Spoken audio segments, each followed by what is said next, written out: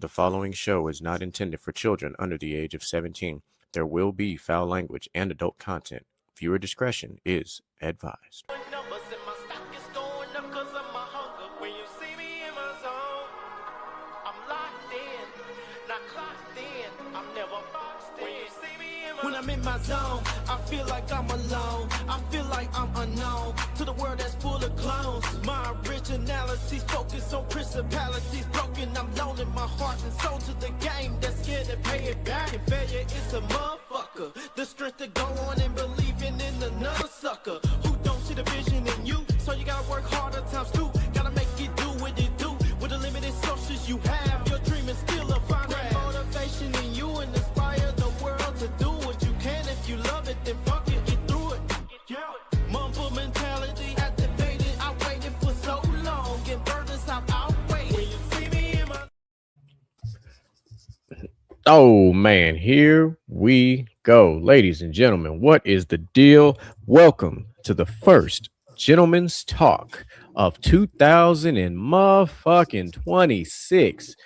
We have been on a nice little hiatus for the last 2.5, 3 weeks. I'm not gonna lie to y'all, it's been refreshing. We missed y'all. We do love y'all. We really mean that when we said it at the end of every episode. But sometimes being able to just take a step back, relax, not have to do a lot of thinking helps out.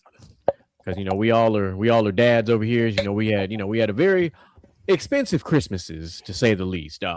It was disrespectful. We're gonna talk about that here in a little bit. Don't worry, because we got some 2025 little recap things to do. We ain't gonna reminisce too much, but we're gonna update y'all on what the fuck we had going on and some other things. But before we get into all the bullshit, about 20 minutes before we got on the air, there was a massive trade in the NBA involving Trae Young. Trae Young was officially traded to the Washington Wizards.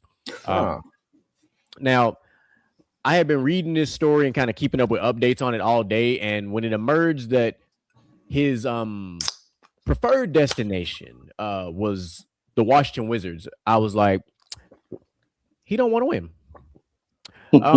So I wasn't even, and when I said it, right, like I didn't say it as a joke. Like I was just like, this is a 4-time All-Star who was with the Atlanta Hawks that decided that he wanted to go to a team that's worse than his current team in the Washington Wizards, a team that has been completely irrelevant since Michael Jordan was on their roster at the end of his career. And that's where you decided to go. But I'm not gonna lie to you, like the Wizards are like one of those teams I be forgetting as a team. Like when somebody be like, "Oh, the Wizards," I'm like, "The who?" Damn, not the band, the Who. But no, like for real, like it'd be like them and the Hornets. I be forgetting they fucking team. Well, see, I don't forget about the Hornets because the Hornets actually have good players. Like that's where LaMelo Ball is. Like they actually have good players. Like people were like, check this out. Like Chris Middleton is on the Wizards, NBA champion from the Milwaukee Bucks, and I damn near forgot about that. I feel like the Wizards is just like where you just go, like just for your career to just die. Literally, like we saw with Michael Jordan. Yeah, well, and the way it sounds is that with Atlanta making this move, this is going to be the dumbest thing I've ever heard, but. And I'm glad DJ Micah B is popping in when he's popping in. We're briefing and reacting on the Trae Young trade that went down 20 minutes ago. And talking about how he went from the team, a better team to a worse team, which they're both bad teams in the East, but still, the point being, but the thing about this entire thing, what I kind of gathered in quick reading and stuff is that Atlanta did this to make room to trade for Anthony Davis of all players. And I'm like, the man that's made out of glass? I mean, well, he's made out of better glass than Joel Embiid. At least he played long enough to win a championship. Every time I think about Anthony Davis, I think about that cat from SpongeBob who like had like paper skin and glass bones, and like every time he moved, he was like in excruciating pain. Yeah. So let me bring everybody in on what I was referring to. So the Atlanta Hawks are currently 18-21. All right, they're 10th in the East. They are in the play-in right now, as it stands. The Washington Wizards are 10-26. They're number 14 in the East. 10-26. And we're about to go to the All-Star break. And these motherfuckers barely won 10 games. I did not realize by looking at these standings, because this is like, and Micah knows this, like we used to talk about the NBA quite a bit. I just ain't been into the NBA at all this season. Like it has just been atrocious. Trash. It's been trash. I did not know that the Pacers were 6-31. God damn. Like this is the listen, folks, the Pacers were in the NBA finals. Yeah, but the difference here is they lost their what you would consider your two star players. Correct. And then on the western side of the game, the Pelicans are 8-31. So it sounds like Zion will probably be on the move too. But speaking of Zion, I know that we had Lord Jesus, I don't even know what to say about that man. That man is always in the news for the wrong reasons. Big facts. And I'm sure Micah knows exactly what story I'm talking about because I seen it earlier today. And I was like, brother, let me get this straight. You know what? We gonna pivot just a little bit because this has to be.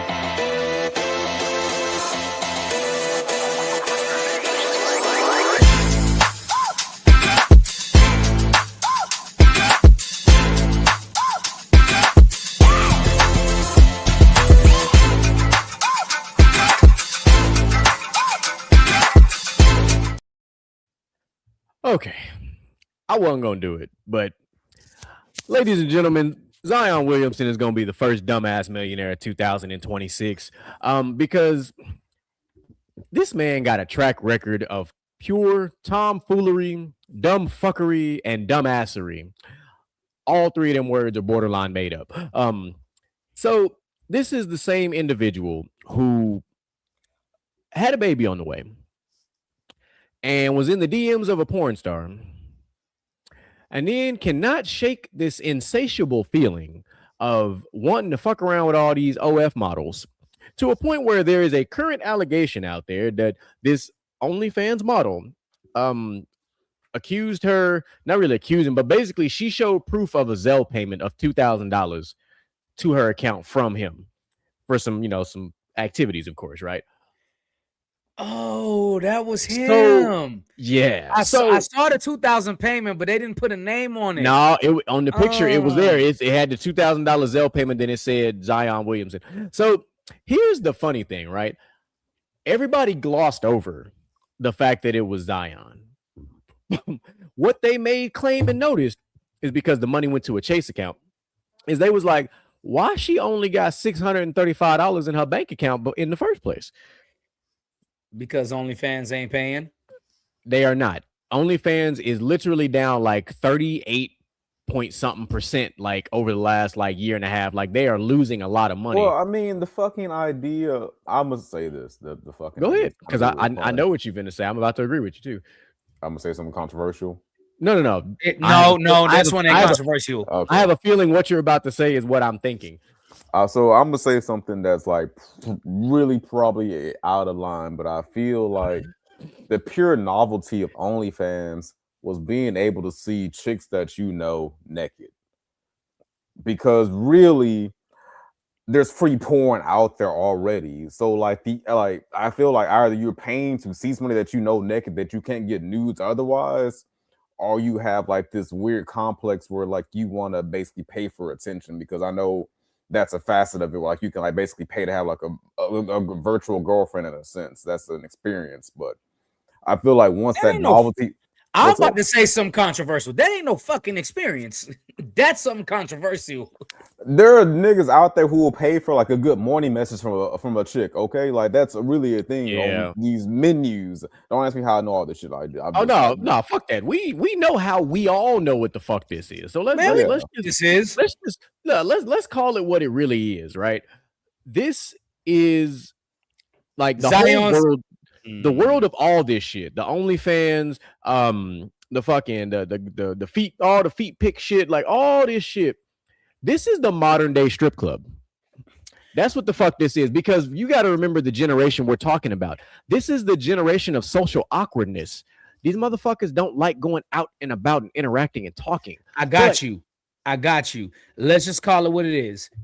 These niggas ain't got no game, and that is a fact. They ain't got no game, no nothing. They meet people online, and when they meet up for dates in person, they sit there and look at each other stupid. But you gotta realize this is the generation of women don't really necessarily need you to have game; they just need you to have paper. That's it. This is your generation. Wow. Yeah, well, I ain't in the streets like that, so I know you. Well, yeah.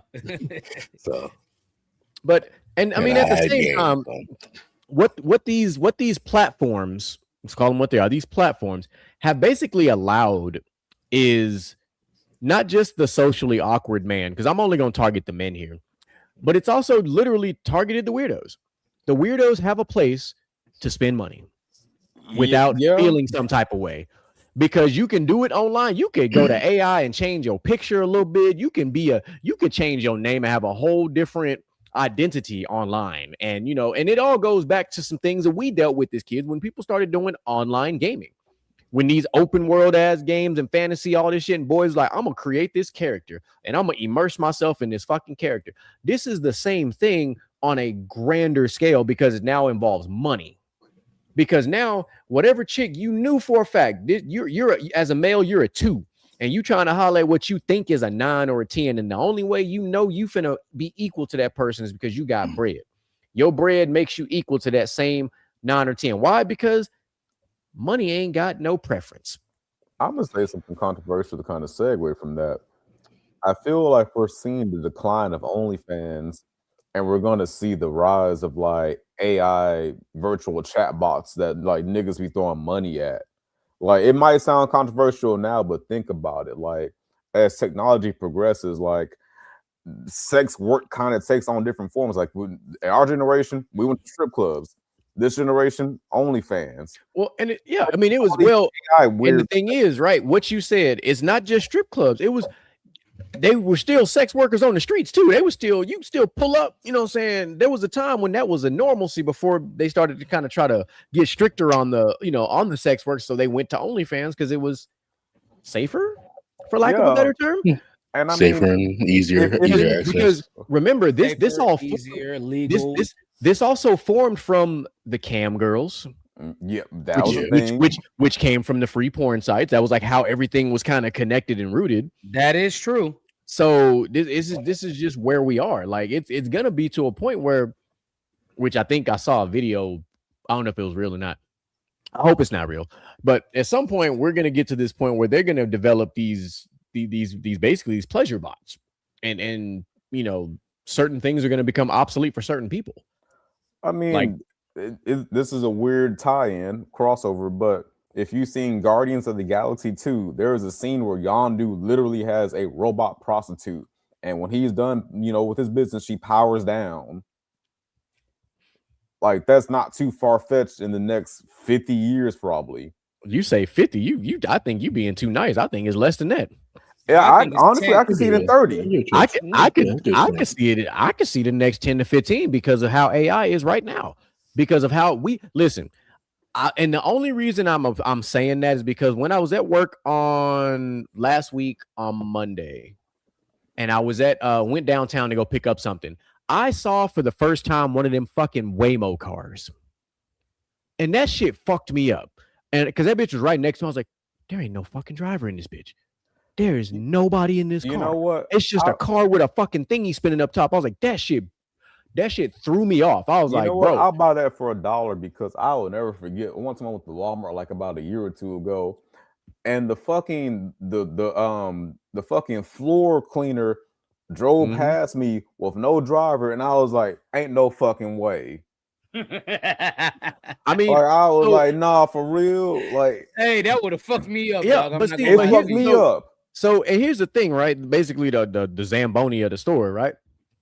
They've been preparing us for this for a long time. Self-checkout.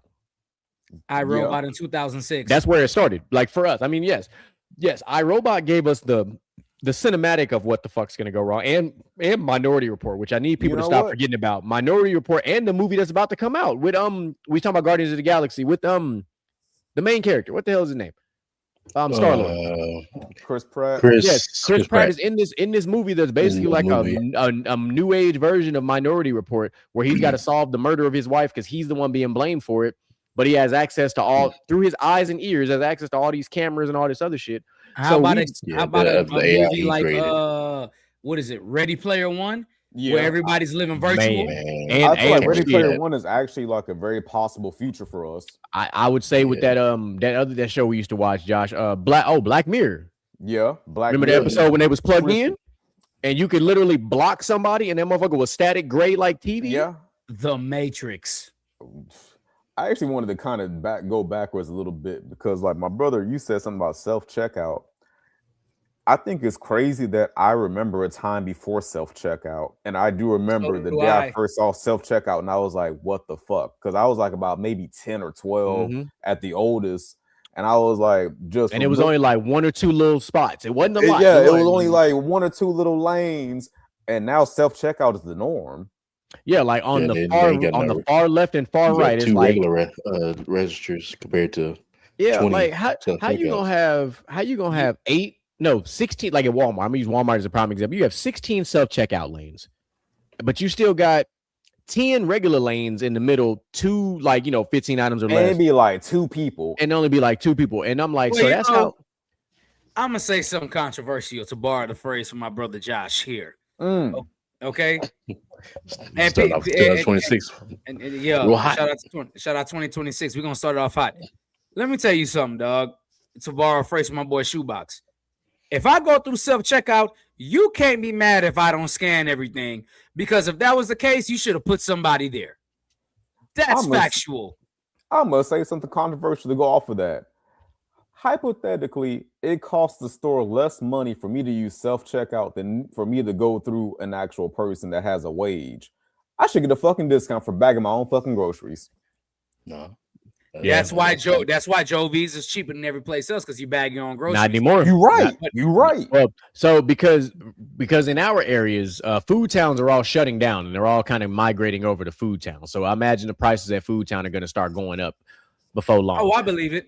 But it's the truth. Because Food Town was like our, like for those who aren't familiar with these stores, like you used to go to Food Town because you could go to the grocery store and spend $200 and get damn near a month's worth of food. I was gonna say, literally back early 2000s, you can go to Food Town, drop $200, and you got food for the entire month. Early 2000s. Let's go back to the early 2000s. I was about to say that's really 2010s, because 2010 all the way up to 2000, right before Harvey, we were still you can still go to Food Town. Joe V's was still kind of new at the time, but you can still go.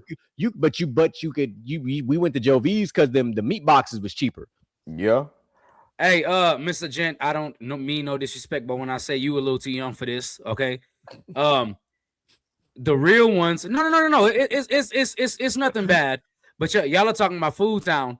But the real new unks and OGs, the new unks and new OGs, remember Sack and Save. There was no Food Town. It was Sack and Save, and it was Gerland's. I was going to say the Food Town that we have on Uvalde was a Gerland's. Yeah. You're right. But and Randall's was early at that time. 95. Yeah. And you had Randall's at that time too. Yeah, so all Randall's was the administration building for Galena Park. You had Randall's before Kroger. Yeah, and then up in North Texas, you had Albertsons. We had an Albertsons. Yeah, Albertsons here in Baytown. I just remember because I remember that dumbass commercial. Albertsons, it's your store. Yeah, everything had a jingle. Albertsons had a jingle. Into Food Town in Baytown, so. So they still have Albertsons in Baton Rouge and Texarkana, from what I've seen. I've seen them out there. They have the other one in Crosby. I can't think of. Man, what's the? It's food. It's a sister store to Food Town. I can't think of the name. Foodorama? No, not Foodorama. I've seen a couple of Foodorama. Well, it's been. I don't think there's any more now, but I remember. I don't know about that one. Yeah, you do. If I say, God dang, I'm gonna tell you in a little bit. Go ahead. I feel like something really weird about grocery chains is like unless you travel, you don't realize how regional shit is. Because like Yeah. Publix is something that niggas would never see in Texas. Nope. But it's all over Florida. Yeah, Yeah. or like a Piggly Wiggly. That's up in the Midwest. You would I- never see this shit down here. Like a motherfucker. There it is. Arlen's. Oh yeah, I know. Arlen's. Yeah. Okay. Hell, y'all remember the OGs and the unks will remember this one. Mr. Gent, you probably won't. We had an Oshkons at one point. Boy. If you got your uniforms from Oshkons, you a real one. Oh, Listen. that's how y'all said it? Okay, because I never knew how to say it. We used to say oceans and oceans. And, yeah. Hey, Oshak Hennessy. hey, Oshak Hennessy. Oshak Hennessy. Hey, what about what about Fiesta? Ah, Hey, man, I bro, miss the one last- off the- I hey, did. bro, Fiesta on The last Wi-Fi couple of 10. like they're going bankrupt finally, unfortunately. Yeah, but so we got it, which Unfortunately, I still got is one. like okay, it's not the worst thing because we still got Mitchell Connors. All right, so as long as we got the Mitchell Connor, we cool. Now listen, I'm gonna put y'all on game real quick, and then we're gonna get back on the topic on the rest of the show. So if you love HEB like we do, and you like the Here, meaty end, and you like the everything's meaty end better. products, right? The meaty end products, the good shit. Okay, my office in Pasadena is around the corner from the big ass meaty end restaurant. If you've never seen the big meaty end store, you need to go. I have. I know you say have one because more I thing. told you about it because you went to go buy some shit for the grills. I already know. I'm gonna say one more thing about HEB since that's an excellent segue. If you ever up in like the DFW area or like in like the Central Houston area, check out Central Market. It's basically the bougie HEB. We only got one in the Houston area, but they're Central more common in Market, DFW. And them bitches is fucking HEB Super Saiyan, basically. Well, here's what I'm gonna tell everybody else. For those of you outside of Texas, HEB brand is not off brand. You No, it's understand not. what I'm saying? It's not. It's It's not. Texans will go into HEB and buy HEB brand chips, drinks, food. It don't Fresh. matter. Fresh tortillas, sushi. Oh man, them meaty end of tortillas with Hey, the butter the tortillas. butter tortillas. Sushi Wednesday. Actually, there's one thing that HEB brand does not do well at all. It's they motherfucking wing sauce. That shit nasty to the Oh yeah, the wing sauce is ass. But they wing you know sauce what? is straight shit. You know what wing sauce is right next to HEB's wing sauce? The B Buffalo Wild Wings. So it's okay. At least they sell and the Chick-fil-A sauce in the big Chick-fil-A sauce is in the big container. So and How the about- and the pass- I'll and the pass Whataburger on spicy Chick-fil-A ketchup sauce. No, I'll I'm pass saying on the Chick-fil-A like, sauce, but well, I'm saying the Chick-fil-A like the sauce is okay. Yeah, I don't Yeah. fuck with Chick-fil-A sauce either, but the sauce is. I will the always Polynesian Chick-fil-A order. sauce and Polynesian. I will always Polynesian. He's the reason. This man is the reason why I found out about Polynesian sauce and fries with a frosted lemonade. Do you I gotta understand? say, game like, changer that is? Chick-fil-A for no reason has really the best Polynesian sauce. Like it got no reason to taste that fucking good. And man, that shit fire. Listen, their sweet and spicy sriracha is one of a kind. Their sriracha is good too. Their That sriracha, the sweet and spicy sriracha on a spicy number 2. Oh yeah. That's I'll give my flowers to their buffalo sauce. That oh yeah, shit oh good, yeah. too. That shit know good, what? On some too. French fries, yeah. You know what? I'm gonna say something controversial, and I don't care what nobody says about this. And I'm stealing your catchphrase again. Yeah, Chick-fil-A, Huh? Chick-fil-A mac and cheese tastes like Karen went to the hood and learned how to cook mac and cheese from a black person. Because Chick-fil-A mac and cheese it ain't the best, but it's good, dog. I'm telling you, if you had Chick-fil-A mac and it's good. I've never had no surprised. fast food macaroni. Like that sounds weird. It's solid. It's solid mac and cheese. It's solid. Because Popeyes ain't even got good macaroni like that. Nah, That's what I'm saying. Nah, Chick-fil-A's was. I was like, it's solid. okay. You have to know Karen when didn't to learn. go. Karen didn't learn all the seasonings, but she learned more than salt and pepper though. She learned. So you're saying she learned a little bit from Keisha? So it's like a solid like There you out go. of 10 basically. A solid 7. A solid 7. Yeah, but So it's good enough for the work potluck. Yes. Yeah, It's probably better than somebody that brought it to the work potluck. So and put the mac and cheese on the sandwich. Oh yeah. Yeah, yeah, So yeah, like, yeah. if you ever catered Chick-fil-A for an event, like getting the mac and cheese is not a bad move, No, it's not. No, not a bad huh? move. And Oh, Because if you cater to unless Chick-fil-A, you work, them fries are unless gonna you be work with soggy. nothing but hood niggas, it's not a bad idea. I've had catered Chick-fil-A multiple times. It is a little soggy, but it still do hit. Like it takes it down from like about a 10 to like more about a 7. Yeah. yeah, that's pretty accurate. Because if you don't catch it right when it's like when it's delivered, Yeah. unless you get the sandwiches in the warmer. Yeah. But if you Man, get the them plate, warmers is if you get the, life. if you get the tray of nuggets though, yeah, about 10 minutes. Yeah, you screwed. Them Yeah. folks. No, Them them ain't folks. it. You gotta have the Chick-fil-A across the street from where you at. And then And drop it off right there. and I like the grilled chicken nuggets more than the regular chicken nuggets. Them grilled nuggets be fire. Yeah. That's not a bad take. That's not a bad I'm not take. mad at They're that. actually pretty good. I do switch up depending on how I'm feeling on that particular. Some days I get the grilled, some days I get the fried. Like, it just Yeah, depends on get how the I be grilled feeling. and then get the sriracha, put it in the Mhm. container, shake that thing up. Yeah. One last thing about Chick-fil-A. Even though their menu kind of low key limited though, they salads be busting too though. Like they got some Yes, good dog. salads. That spicy Yes. Southwest got no reason being that fucking good. Even Hey, the wraps be good. hey, I'ma just tell Wraps you, be good as fuck. if you don't know no better, you don't know nothing about them $3 market size salads at Walmart. They got the Santa Fe, which is basically the Southwest salad from Chick-fil-A. Yeah. Yeah, If really you is. don't know no better, This brother no Right. ball. boy, I'm trying to when tell I you, worked there, that's all I had. When I worked at man. Walmart, that's Hey, all I them fucking things had. are lifesavers on the day you broke. Go get a $3 salad with 17 grams of protein.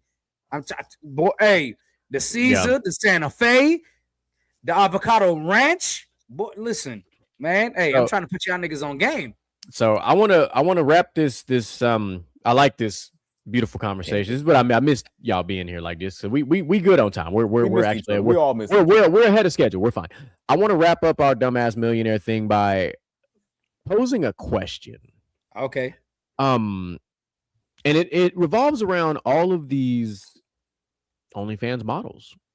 Similar to how we were growing up, and we see a lot of the corn stars that most of us saw as teenagers. Now adults got families and kids, and now they're out talking, oh, I wish my content was off the internet because I don't want my kids to see this, that, and the third. I'm like, so what does the future hold for these OnlyFans models?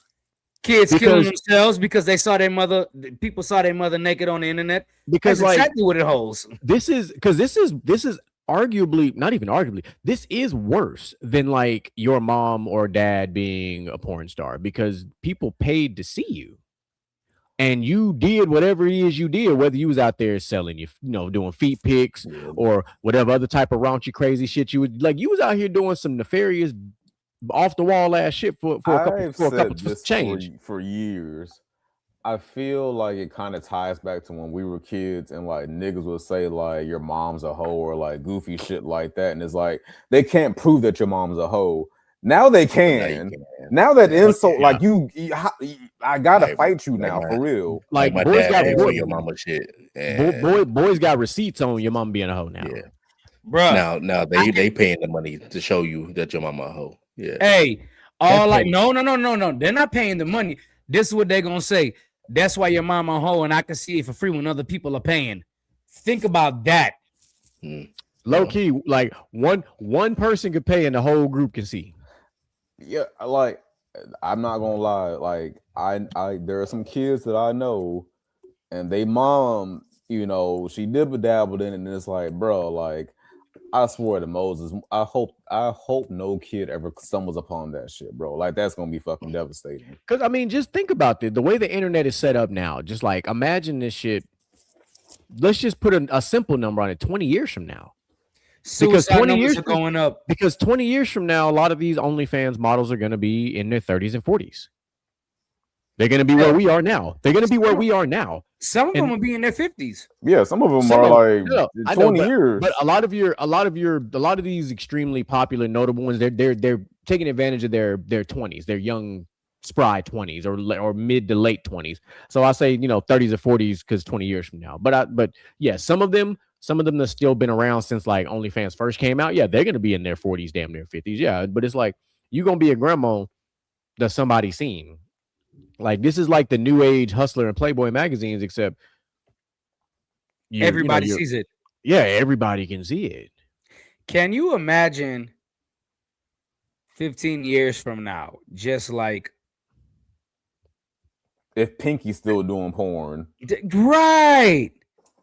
I'm right. sorry, but we all, you know.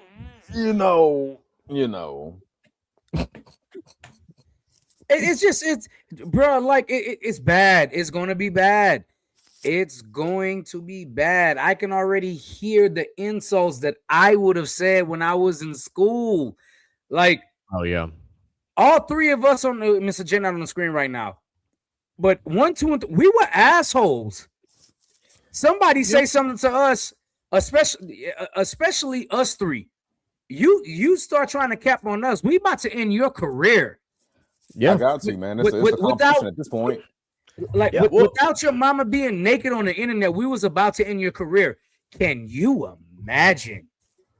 Now that there is factual proof of like your mother's indecencies, or like the fact that like you could even like look up if somebody's dad is like in jail or dead or some shit. Like that's all public ass information. Yeah, like that's diabolical work. Being like, hey, your dad never came back with milk because he died. Like, how'd you know? Oh, that's crazy. I got one for you. Hey, I got one for you. It's not controversial, but it is, and it's funny, right? Can you imagine me like, hey man, that's why your mama got no walls, and I saw that. Imagine, like, we about to squat. Like, hey, listen, brother, one of my favorite all-time disses is gonna have that much more relevance 10 years from now. That's why your mama look over here like a hot dog down the hallway. Like, wow. You know, I'm gonna say one last thing about this. You know what's one thing that you probably can't get away with now because of the internet and like social media and such? You can't get away with shit. A lot. Well, but there's one thing in particular that people don't think about. Back in the day, like our grandfathers would have like 2 or 3 hidden families in the same neighborhood. You'd be having like half siblings that you never knew about. Nowadays, like you can't get away from that. That shit gonna be on TikTok. Yeah. Tomorrow. Yeah, no, for sure. So now that we've kind of wrapped that shit up, hold on. Let me get. Can you imagine some kid like breaking down your mama bedroom? Like say, oh, she got these color sheets, this color blanket, and you like, oh, you took that shit to another level. I didn't even think of that. But the way these kids are set up, bro. Like, all right, let's put it in high school for the sake of discussion. Like, if I got an 18-year-old senior in high school and my crew together, somebody could be so petty, like, you know what? I'm gonna go pay for your mama content and I'm gonna go film with her. That's the ultimate disrespect that actually can happen.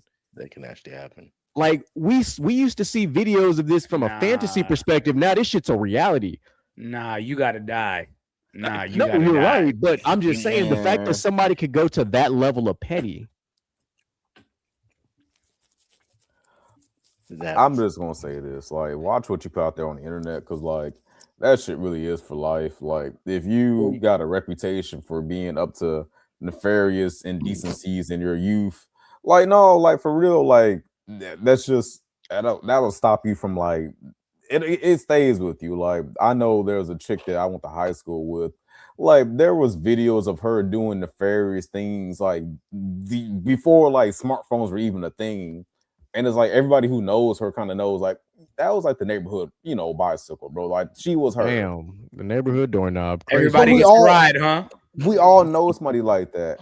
And that was like like super duper social media days. And nowadays that's their defense mechanism is let me record. Like, that's literally, so like you can't get away with shit. This shit gonna be on TikTok, Snapchat, Instagram, like Threads, whatever the fuck it's called now, X, like, so it's like it's not even just on one source. The shit's on multi sources.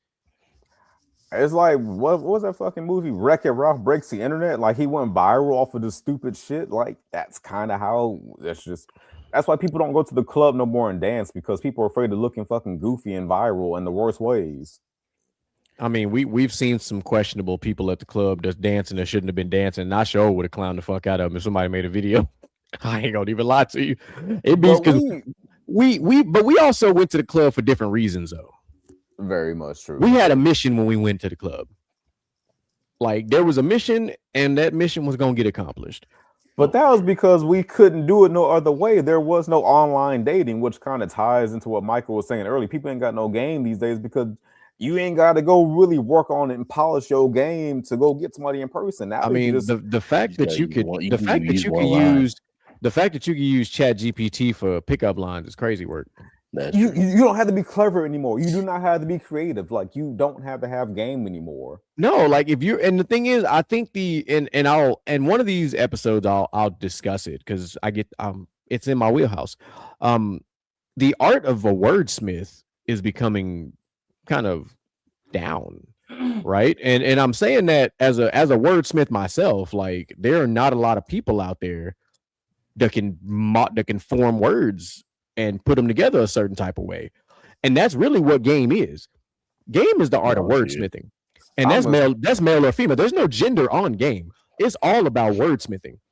I'm gonna say something to segue from that, my brother. A lot of these cats ain't never handwritten a fucking love letter. Hey man, if you ain't never put the yes, no, maybe in a note. No, I'm talking about like a front and back. Yes or no. Like, no, I'm talking about like you actually wrote like a front and back love letter to somebody. If you ain't did that, you ain't never been no fucking lover. I'm not even gonna love letter with the burn CD attached to it. I'm not even gonna lie to you because when I got I do miss the days of love notes and passing notes and shit. But like high school, like I took that shit to another level. We had a notebook. So we was passing the spiral. You know what I'm saying? We was writing between classes. And we had boxes of the love books, man. Like that was, but like that's before dudes started getting called simps and all this other shit. Like that's back when being a gentleman or a lover boy, like that shit was an actual like compliment. Because ladies not everybody was out here looking for that thug, that gangster, that rough around the edges type of dude. Like, being a sweet and caring dude was actually a complimentary thing at one point, and then it became vilified. We used to make fucking scrapbooks, like keeping like movie ticket receipts and shit like that. And pictures of like your girlfriend and shit. Like we used to do shit like that. Yeah, I'm about to say pictures on your girlfriend on front of your folder. Hey, look, Mike, I got one for you, Micah. We used to go to Baytown Mall and take the pictures. With the background. With the bubbles. With the bubbles, bro. You used to be able to get spray paint. Bro, you used to be able to get them hoes for the cheap, man. You could pay $20 for a session. I remember going to Baytown Mall my freshman year when I was with my high school sweetheart, and we got fucking Valentine's Day pictures done. We both wore red. I wore the red tall tee. She rocked the red halter top. Like I remember doing that shit like it was normal. They wasn't outside.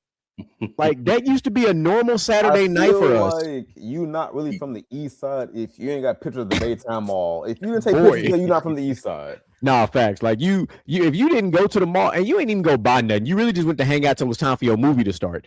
Unless you like taking pictures and shit. Got there about 6:00, and then about 9:00 your movie would start. Yep. I'm gonna say something controversial about that mall. Outside. One last thing about that fucking mall. That food court had the best Wendy's ever. I don't know why, but that Wendy's there was unusually good. Unusually good. Wendy's was on point.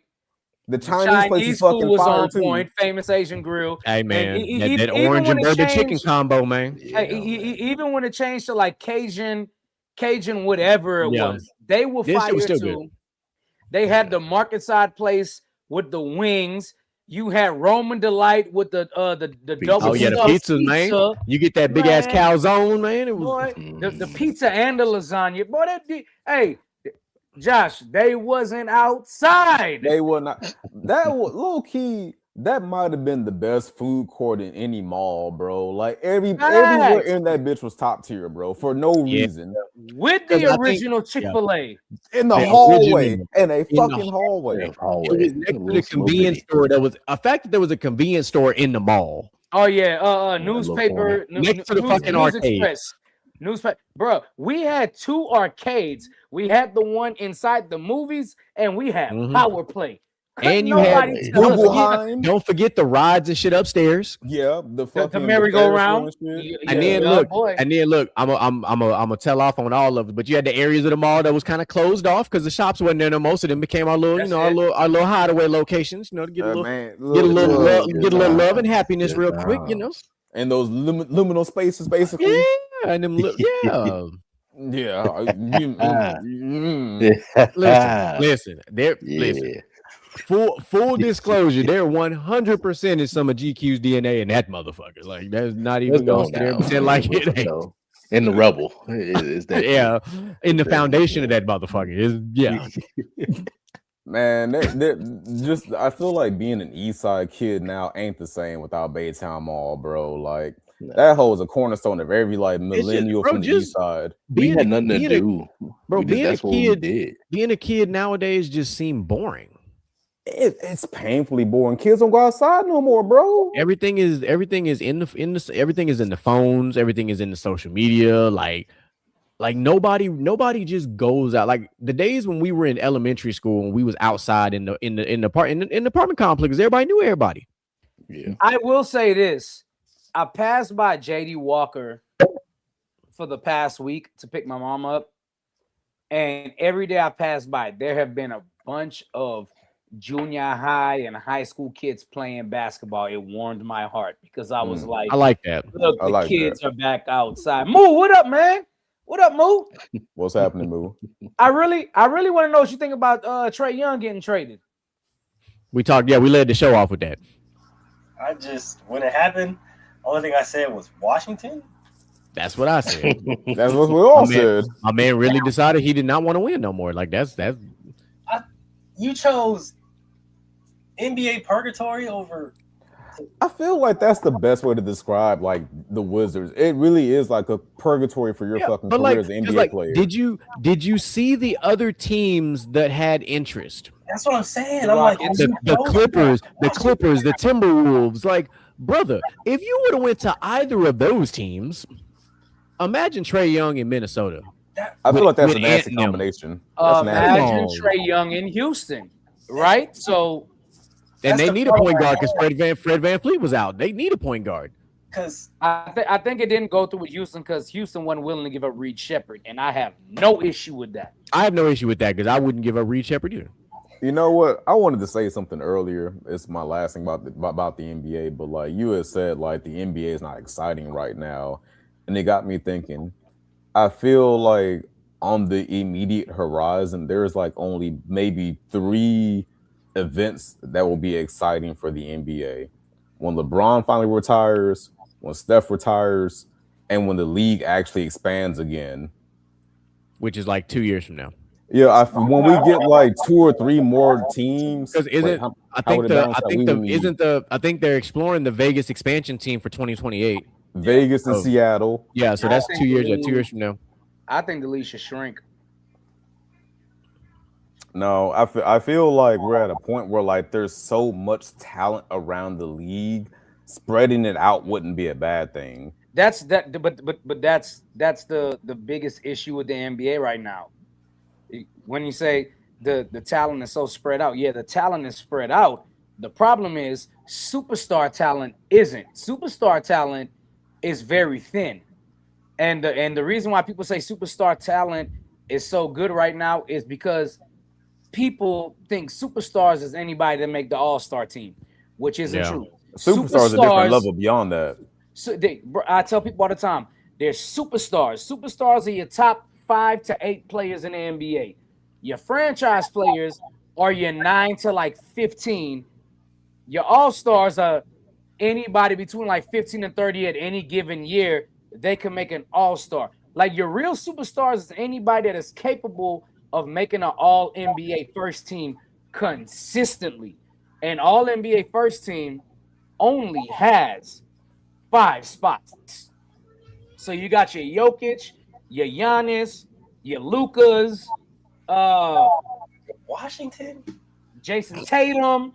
And Like- the guys that you listed off are actually like elite dudes. Like they are legitimate, like the best players in the league, like Yeah, and objectively speaking. I would only I agree with everything you said. I would shift it and I wouldn't say top 8. But I would say top 10. Yeah, a lot of people I- say top 10. And But and I only say that because the league is big enough to where you can warrant having 10 superstars, and it makes sense because it does. Like if you really wrote it down, there's probably realistically, and I'm not just saying 10 random names. Like I think there's at least 10 superstar players in the NBA. Like 10 to where you could plug them in on some of these not so good franchises, and because of their stature and their abilities, they could elevate to a certain degree these teams. I'm not saying You bring know them from what? the bottom to the top. I But tell you what, then No, I go ahead. challenge you. I challenge you to come on tomorrow night and name me 10 people. I challenge you to come on to basket tomorrow night and name me those 10 because I can't name you 10. But to my brother's point, though, like he's not entirely wrong. Because think about the current league variety. He's Because not entirely wrong. because in the last 8 years, it's been 8 different teams that have won a championship. The era of dynasties is kind of over right now. There is like not one player just dominating the league like objectively anymore. Right, which goes to my point that superstar talent now is even thinner than it's ever been because you have 5 people that are dominating, but you don't have 5 people that are only winning championships, which is why superstar talent is so thin and franchise player talent is there. You know what? You made it come full circle. I get what you. I'm picking up what you're putting down now. I get what you're saying. That's fair. That's a fair assessment because being a franchise player doesn't necessarily qualify you to be necessarily a superstar. And we all know the caliber of player that comes with superstardom and that superstar level. So I do think that when it comes to as far as superstardom, there might be 10 legit guys. But if we're going to put stipulations on it and say that there has to come with certain level of repertoire, a certain level of accolades, then we might be cutting that list to about 6 or 7. yeah, if we do that, yeah, it's gonna be 6. Yeah. So it can go either way, honestly, but Trae Young, Washington, bro. Yeah. Washington. Yeah, that was stupid as fuck. No, to your point, I was gonna say something like I know my brother said 10 and you said 6, but I feel like if you was gonna try to like quantify it and like list all 10 players like numerically, objectively, I feel like the gap in skill level between like 7, 8, 9, and 10, they wouldn't compare to the first 6. Right. Like, at all. Yeah, Right. Yeah, but right. like those last yeah. 4, they But some at- good yeah. dudes, but them first 6 Which, them at the some same hitters. time, that's why I'm okay with putting 10 because of what you just said. And I'm glad you said it because I don't have to say it now. Those 4 that you referred to, 3 or 4, whatever number, those are what we would call next up. Like they're next up. That's So fair. because superstars are still interchangeable because LeBron's about to retire, Steph's going to retire, KD's going to retire, next man up. That's why you can justify 10 because you're going to have I'm happy. 6 or 7, but next man up or next up, excuse me. I'm happy you said That's LeBron, KD, and Steph because I personally don't think neither one of them. Well, Steph, yes, but KD and LeBron, I don't think they're superstars anymore. I think they're franchise level players, especially LeBron. Especially LeBron. I'm not mad about that because to even still be a franchise player is still a high level mark. Mm-hmm. Like let's be realistic. Like the man is 41, 42, still a high level athlete, still very competitive, but like Father Time is catching up to him. But you like see to that be dunk that the other old night? and still be that good, I mean, that's the not man a bad way to go. The man 42 averaging 26, 6, and 6. I mean, It's not bad. That's still not bad. It's not Be bad. another 40-year-old that can do that. yeah. I'm saying it's not that's not bad at all. It's not a bad mark against him. Like What I will say though is at this age, you can't build a team around him being the main star. That's the reason why the Lakers brought in Luka. No, Absolutely. and you're not wrong, but we're gonna give that man his flowers as who he is. That's why I'm not gonna dunk the other night. No, I did, but that's why I'm not gonna take the superstar label off of him until he retires because he's earned that. Well, LeBron. Okay, so LeBron, Steph, and KD are 3 players that literally surpassed superstardom in their time because they were so popular. Like they were faces so of the league popular. at different times. Right. They were so popular no matter where they are in their career. And outside of basketball, success has something to do with superstardom too. So if you sit here and say, hey, LeBron is a superstar, I just don't think he's a superstar on the court anymore. But if you was to ask me, like, is LeBron a superstar? Of course, because a celebrity is him, KD, and Steph. Their celebrities are unmatched right now. I mean, like, shit, LeBron's a fucking billionaire. Well, yeah. He got a lifetime deal from Nike. That man ain't got. That man could retire but tomorrow and ain't good. But we talked about before, like in the chat before, Micah, like there is like no real face of the league right now. Nobody's really as popular as Steph, KD, and LeBron. And they're about to retire in the next 2 or 3 years. Like who really is next up? Because the ones who are the one who's currently out there, people are starting to hate him in SGA. Yeah. I already hate SGA. I can't stand him, but well, I mean that kind of plays to the role because you gotta be hated and liked. Yeah, well, because then they at one point they wanted it to be Ant. Ant was like, I don't really want it. He just want to hoop. He kind of like KD. He's like, I just want to hoop, and I'm not mad at that. Like, I'm not mad at it. It's fine. But then you got like Jokic. Jokic don't really care. He just want to be with his horses. He's like, look, I'm winning my ring. I'm gonna be with my horses. Giannis. He had his little run, but like Giannis ain't about to win another ring unless he changed teams at this point. And then Luka's on a team that's rebuilding in season basically, because they're waiting for LeBron to retire so they can fully get this thing rocking. And Jason Tatum's a corny light skinned nigga. Well, he's out till like February. Hey, but you know what? Jaylen Brown seemed like that guy. So hey, Jaylen Brown is balling right now. He doing like 28, like 28 and 10 right now. Like he killing the game. But Moo, to your point, to your point with SGA, when you're like, well, you got to be hated and like. Here's the thing though, you can be hated and not respected. Kobe was the face of the NBA for so long. I hated Kobe, but I respected every ounce of his game. Yeah. I hate even when James Harden was in Houston. I hated every bit of James Harden, but you know what I didn't do? Respect the kind of game he played. And SGA is the second coming of James Harden. He plays just like him. And the other night, what are teams doing now? Oh, he wants to jump up and fall back and now teams are just jumping straight up and down and not even swinging. They're doing, and what happened? His scoring average is going down now because you're not getting fouled now. So now, if you're SGA, you got to know how to change your game to make your impact on your game. Because right now, the past 2 and 3 games, you're not looking like the MVP from last year. And you're not looking like the SGA that was shooting 15 and 16 free throws. Well, that bullshit in the Golden State game really pissed me off. I'm not even going to lie to you. That was not a foul in any era of basketball whatsoever. No. Like Mike, I've told you this. I can't stand offensive basketball players initiating contact, drawing a foul. I can't stand that shit. That's not basketball. The league made it that way. Like if you come into the paint, you finna get hit. Like you finna get hit. Point blank period. I'm not saying now if a motherfucker clothesline you, take you out the air, shit that's obvious, that's one thing. But if you take a regular bump, like body to body bump, hey bro, hit the weight room. Like you gotta be strong if you going into the paint. It's a bunch of 7-foot motherfuckers in the paint. Like it's motherfuckers that look like Bam Adebayo, your modern day Ben Wallace is in the paint, bro. They not finna just let you score. Like what you mean? As long as that man is jumping straight up and down, I'm not calling a foul. I'm tired of seeing it.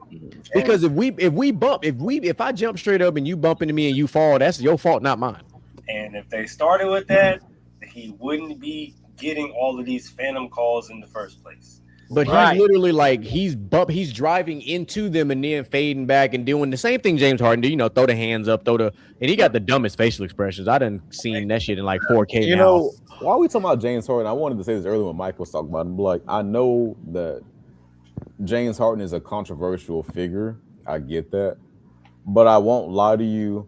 When like the Rockets were good, like that 2018, 2019 season, what have you, it was exciting. Like, I'm not going to lie. Harden is a marketable dude. No, it was. He's iconic in his own way.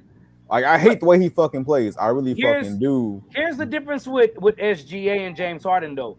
And Moo, you can attest to this. GQ, you can attest to this. Mr. Trent, maybe you can attest to this. the basketball people out there know that 2017-18, 2018-19, those 2 years, James Harden led the league in scoring even when they took away the free throws.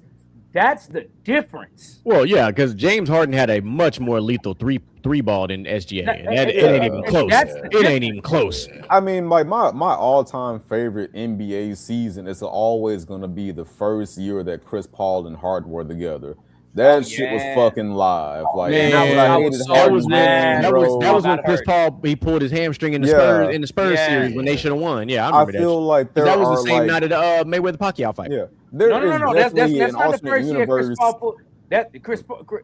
First year Chris Paul pulled his hamstring, they lost to Golden State in the finals. Yeah, The second year is when they played the Spurs, and Chris Paul got injured and they lost. Oh, the I Western feel Conference like Finals when he that got hurt. Yeah, first that's right. year- Yeah.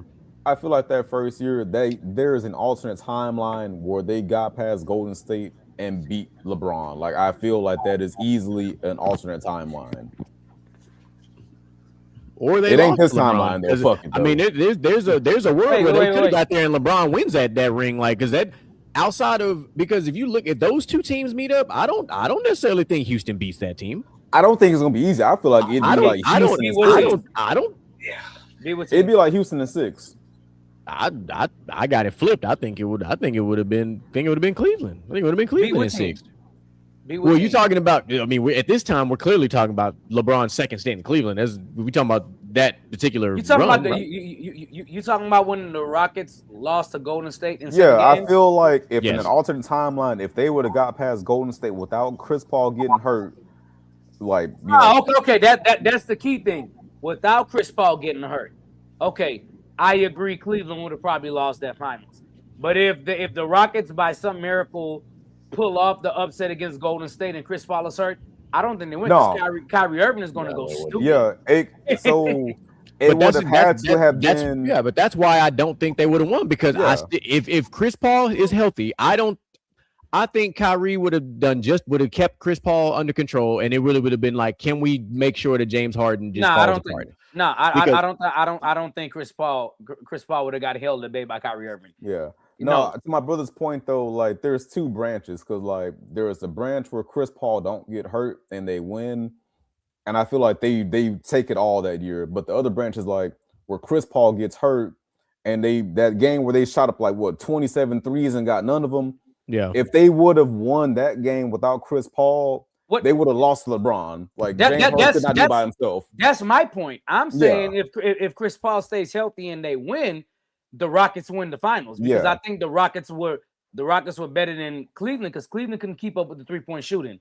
Yeah, for certainly. If Chris Paul was healthy, they would have got a ring. But without Chris Paul, Moo over there laughing because Moo a hoe because he a Golden State fan. That's why he ain't saying shit yet.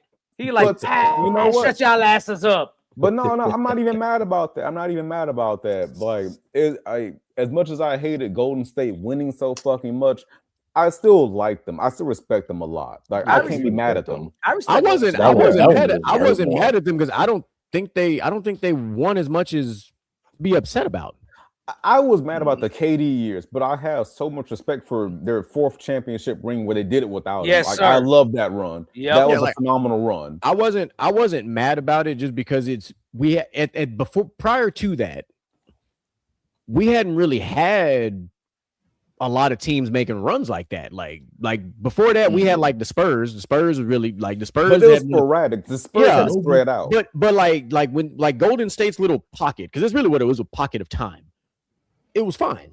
Like it was very similar to what we just saw with the Kansas City Chiefs. That's really what it was. Like let's quantify it that way. Because look at it now. Like and now I'm not saying that the Chiefs gonna take like 2 or 3 seasons off and then win another Super Bowl. I don't know when the fuck they'll be back in the Super Bowl. Well. But- The Chiefs aren't the Patriots. Let's just get that No, out. well, and I already you heard what I said. I didn't even bring the Patriots in this conversation because they're above that. So No, I mean, I've got Easy nothing to but- say that shit now, motherfucker. Right. But no, I've got nothing but love and respect for Golden State, all things I mean- serious. Like, even when they lost to the Raptors, I thought that was a phenomenal run. Like, that had, like, Look at this hey, bullshit. I Look at fucks this with it. bullshit. Look at it. Man, put that Draymond Green jersey down. No, Right. I'm going to say this. This might be Put that controversial. bullshit down. Get the Like Klay Air Force Thompson ass jersey. Yeah. Which one? I feel like Go ahead. the Raptors beating Golden State would not have been so fucking iconic if Golden State wasn't that fucking good to begin with. Yeah, for sure. I would But it still. was still a good I still game. think it was iconic Yeah, it was still. because of the Kawhi Leonard factor. Because Kawhi was there and he said, "I'm not finna stay here," and he said, "Even though I'm not gonna stay here, I'm gonna deliver this ring anyway." And I because feel of like that, that is the best rental ever. Holy shit! It was. well, but you got to look at the residuals. There's more to it. The residuals is because we got to see the coming out party for Pascal Siakam in the finals. And people forget that, like, bro, like, yes, Kawhi was a huge part of that ring, but Pascal was balling. Siakam grew up. Like Siakam did the same thing that Rondo did when the Celtics won. Like Rondo was the fourth guy, but Rondo came alive in the What the Eastern hell is Conference that? Finals. In what's what? Oh, okay. Oh, hey, that's fire. That's fire. I that mean, a- that, Yes. Is that a Jameson Yes. jersey? Yes. I Wow. fucks with that. I mean, See, that that's Raptors fire. team was low key stacked because you had fucking Lowry, motherfucking shit. Marc Draymond Green, Gasol, right? Kawhi Leonard. I just hate that Pascal DeRozan got. I Siakam, just hate that DeRozan got Fred hold out Van of that one. Fleet. Jeremy That Lin. Not to team- mention, hey, Fred Van Jonas Fleet had a coming out party Valanciunas. too, because Fred Van Fleet was falling apart till he had his kid, and then he turned the fuck up when he came back off maternity leave. Yeah, well, you know, I'm not- You know, I mean, becoming a dad will do that to you. Hey, It does give you a super. that Yeah. series, that series right there that y'all are talking about between the Raptors and Golden State, and people might feel otherwise, but the game, what is it? Game 6 when they won. Yeah. Game 6 is what solidified Kyle Lowry going to the Hall of Fame after he retires. Game 6 is what's it, because Kyle Lowry came out going stupid in game. Kyle Lowry came out saying this is the end and went freaking ballistic in the first quarter. Yeah, and then They whenever couldn't do nothing. and then when he cooled off, that's when Siakam turned up because Siakam started Yep. killing him from the elbow, from the short corner, from the wing. Like it was Mid-range. like You know what? I feel like oddly enough, the Raptors were the perfect team to do it because, like, in that year, you could have never predicted that if all teams, the Raptors would fucking get a championship over Golden State. Like that just So, what? you say win? that, but you- I'm but not. if you- I'm not gonna lie. I'm not gonna lie. GQ, you can attest to this because I told you this. I said before the season started. I said, "Yo, if anybody can win in the East, it's the Raptors because the Raptors have been right there on the cusp to win." And they traded DeMar DeRozan, and Kawhi Leonard is a superstar. DeMar DeRozan is an all-star. Kawhi Leonard makes them better. You know what? I don't You're not necessarily wrong. know if they will win because I think Golden State is still better. No, but you're there's not a wrong chance they because could. the Raptors always got knocked out by LeBron in the East, right? LeBronto. yes, like, LeBronto. Yeah. it was always LeBron who was the undoing. LeBron literally did the same thing that Jordan did in the East to a lot of teams, to the Pacers, to the Raptors, to the Celtics. Like he kept a lot of teams down for a while.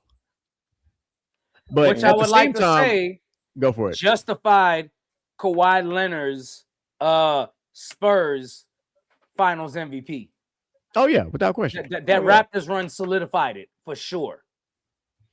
And I know what you're saying, Outlaw, about like, you know, you couldn't really predict it. And I was like, you kind of can, or could have, excuse me. Because if you look at the NBA from the 2000s up until that point, we watched another dominant team in the 2000s, the Lakers, get knocked off by the Detroit Pistons. Out of nowhere. Don't forget the Like Spurs that first. Pistons team. Now listen, that Spurs team was good.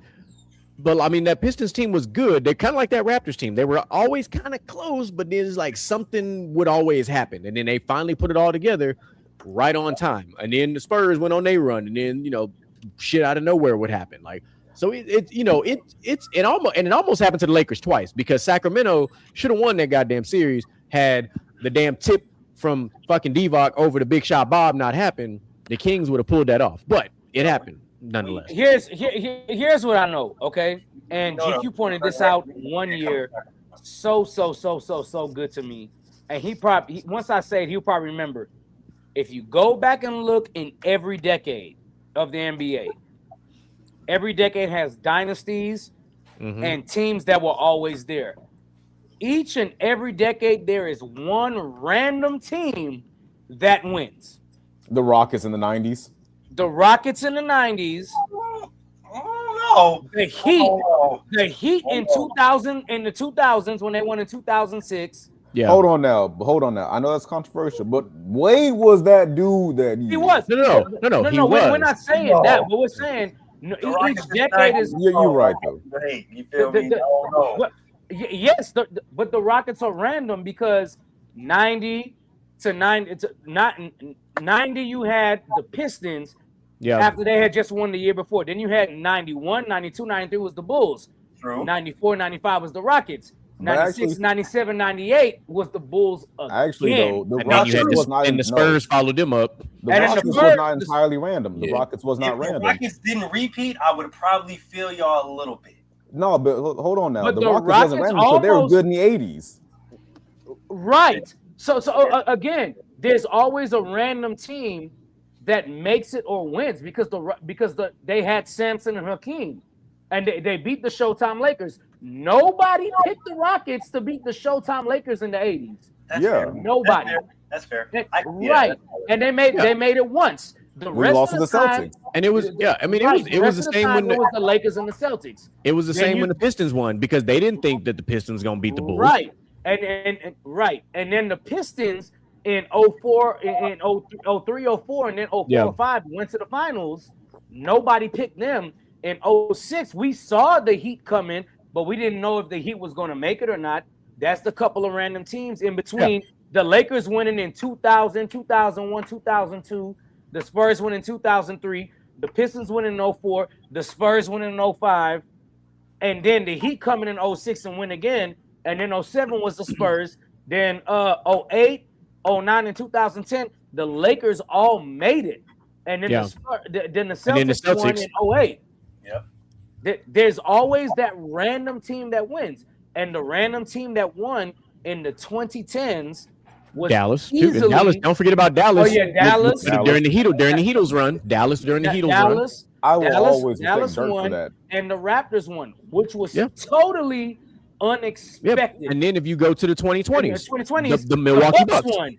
I was gonna say that one. Like that's my random pick for this decade. Like I like Giannis. I Because you do. had the and then But you I had the never thought Nuggets, he'd you had the win. Nuggets too. We had the Nuggets and the Bucks in the 2020s. Yeah, I was No, gonna the say, Nuggets was the Nuggets was inevitable. Jokic is that dude. That was inevitable. It's still random because the Nuggets have It's still never random been because good they ain't like won this. again, and they've never been good. Say it's still random because they haven't necessarily won yet. Yeah, like what have they like since they won that ring? What have they done? Just like the Bucks, both of them are like they're. It's like But you can say that for like the last 8 years because it's been 8 different winners.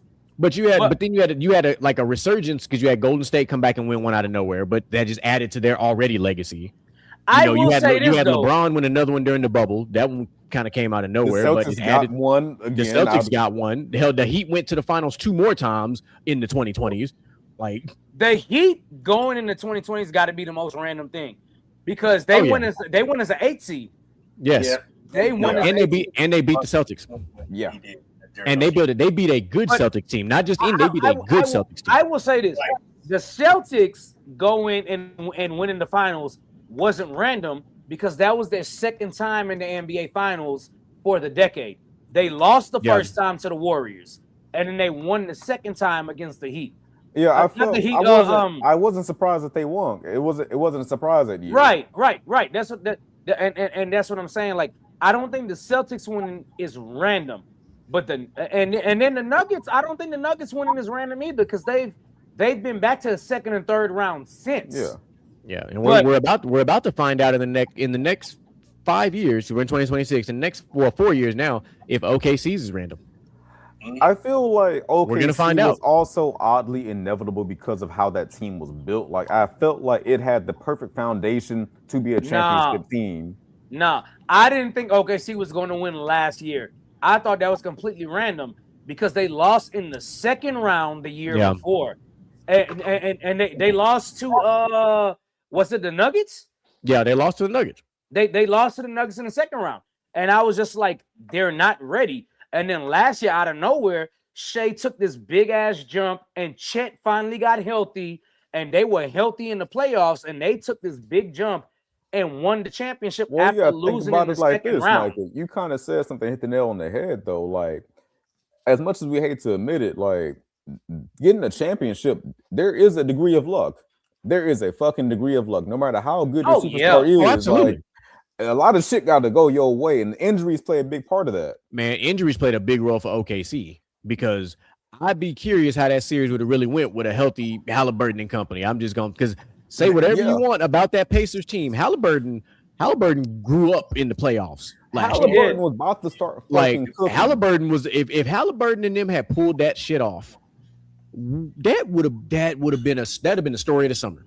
Yeah, So like I think OKC winning last year is random right now because even with just going back to the 90s when you were like, well, the Rockets jumping up is random, but I do get your point, Outlaw, when he was like it's not that random because the Rockets did go to they made the finals twice and won, and then a couple of years later when Charles Barkley came, they made the conference finals again with Hakeem Clyde and Charles Barkley, and John Stockton made the game winner to take the Jazz to the finals. So it's not as random as everybody thinks. So you're on to something with that. yeah.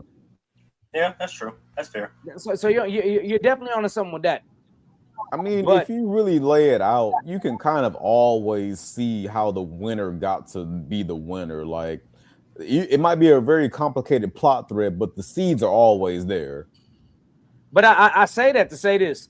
OKC was completely random because even OKC with Durant and Westbrook had to lose in the second round, then lost in the conference finals, then got to the finals, then lost in the conference finals again to the Spurs. And then Westbrook got hurt that last year. So I'll they say this, built their Micah. way up.